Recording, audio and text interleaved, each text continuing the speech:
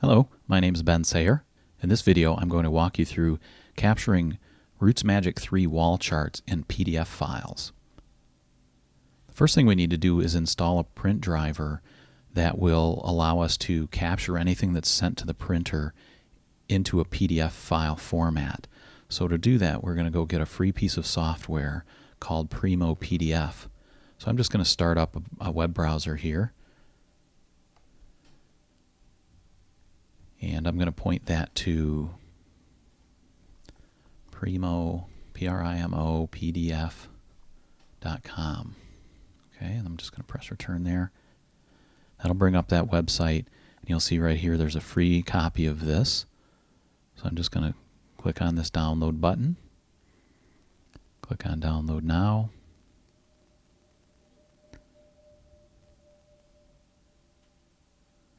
And through the magic of time-lapse screencasts, we're going to have this down on our desktop in no time at all. Okay, this file is almost downloaded, so it's going to finish up here and it will clean up. So I'm just going to clear that from my list, close that window, and I'm going to get out of the web browser. Okay, so now on our desktop we have this freeware Primo setup executable program. So I'm just going to double click that to launch it. Windows is going to warn me that I'm running something that I grabbed off the internet. Since I trust this, I'm going to click the run button. And I'm just going to go through this installation process.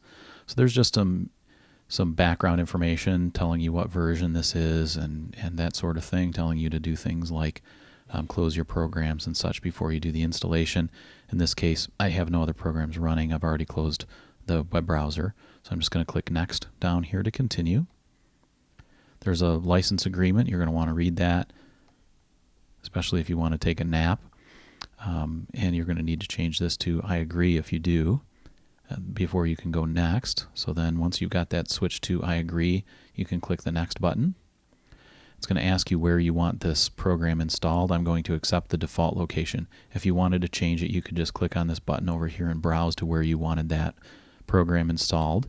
Instead, I'm just going to click Next one time. So this gives me an overview of what's going to happen, all the selections that I've made so far. So it says the installation folder is going to be here. It's going to put a shortcut, and I'm just going to click the Next button on here to let it do exactly that. Okay, now this is warning me that I don't have this thing called a .NET Framework 2.0 installed, and I need that there to be able to install this Primo PDF print driver. So I'm going to need to go ahead and click this Install .NET. So I click that. So it brings up this little dialog box that it's working along. So once again, we just have to wait a couple minutes here. This download is nearly complete.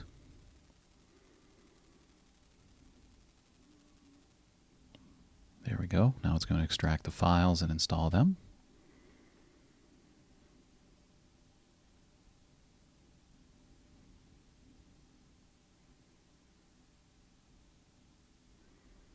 Okay, so we're getting sidetracked into an installation for the .NET Framework 2.0. Now, if you already have this installed on your machine, you won't have this particular little side trip.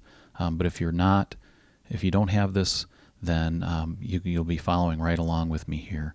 I'll let you know when we go back onto the main Primo PDF install path. But if you're on this side trip with me, just follow along.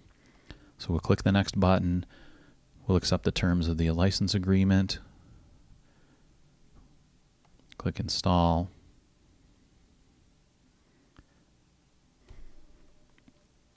Okay, the installation's finished. Or at least the installation of the .NET framework. So I'm going to click the Finish button down here. Now that that's there, the Primo PDF installation can continue.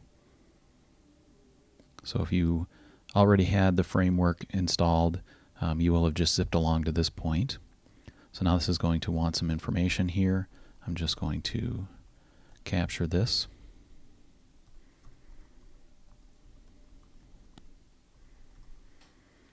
So I've put in, it's populated with my first and last name. company name if appropriate, and an email address. I'm just going to click Next. In this case, it's telling me, hey, you don't have a default viewer. Would you like information about Nitro PDF Professional? Now, that's their PDF application. I'm going to click No on this. If you're interested in that, obviously you can click Yes. If you're going to do that, I would recommend you just go to their website instead. I'm going to click No, and I'm going to tell it, no, I don't want to receive news and updates on Primo PDF. And then I'm going to click Finish. If you do want to receive email from them, by all means leave that checked. Okay, so with that Finish button clicked, we're now at the point where we can look at how to do this with RootsMagic. Now it's opening this web browser up here. This happens to be Google Chrome. So this is kind of an annoying thing that it does. It loads up this web page and points you at a thank you page on their site. So you're just going to close whichever browser it is you have if it opened one up for you. And then since I'm a neat freak, I'm going to put that installation file in my trash can, and I'm going to empty my trash. Since we've already installed it now, we don't need to keep that setup file around anymore. So we're all nice and tidy. Okay, off camera, since we installed Primo PDF, I actually have installed Adobe Acrobat Reader so that I'll be able to show you what the PDF file looks like once we generate it here. You don't have to have that there in order to generate the PDF file. So you can still print that file to a PDF and give it to someone else, or bring it to somewhere to have it printed without looking at it. It would help you to have the ability to view a PDF so that you can make sure that you got the page size set properly and everything shows up the right way before you go making a trip or emailing it to someone. So if you want to do that and you don't already have a PDF viewer, if you just go to adobe.com, adobe.com, you can download their free Adobe Acrobat Reader from that site and install it. If you need help with that, leave a comment on the website and I'll do a screencast on how to do that.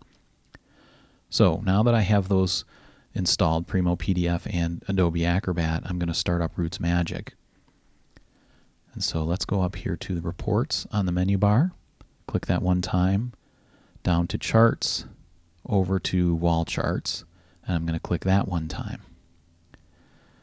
Okay, and then here you can make whatever settings you want for the chart that you're going to create. It doesn't matter to the Primo PDF, whatever it is that you want to do, and then just click Create. Okay, so now we've got this big file. If we look at these ruler on the top and on the side, we can see how big this is. So if I scroll all the way to the right and down to the bottom, we can see that we're about 23¼ inches wide and about 44½ inches tall. So this is a pretty big printout. Okay, now we need to set the printer up. So if we just change over to, if we go over to File on the menu bar, and we set Page Setup. Now we need to change this size of this paper because we don't want to try to print this 23 by 44 document on a letter size sheet of paper, an 8.5 by 11 one. We want to change it to a custom page size. So this option here that says PostScript Custom Page Size, that's the one we want to select. And then you can either change it to portrait or landscape, whichever one you prefer. And then you can click Printer here. Change that to Primo PDF, click Properties, and we're going to click the Advanced tab so we can set that size. So you can see it's already set to PostScript Custom Size because you set that before, but we want to edit that, so there's this button next to it. We're going to click that one time, and see it's still set to 8.5 by 11 because we haven't told it what size we want to be. So when we looked at that file, we saw it was 23¼ by about 44½. So I'm going to add a little space to make some margin around it.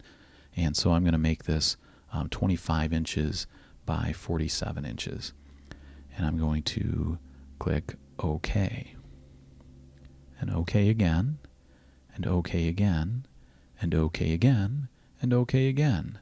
And now we should just be able to click the print button.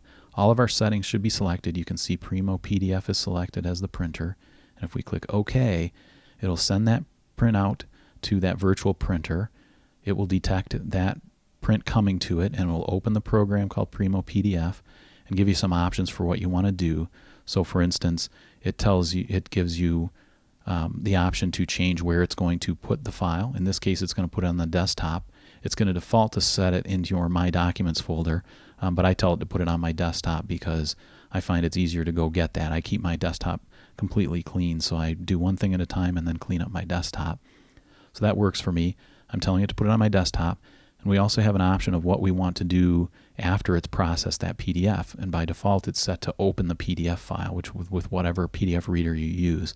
You can also have it send it to your email program, so you can email it to someone, or you can have it do nothing, just leave the file where it is.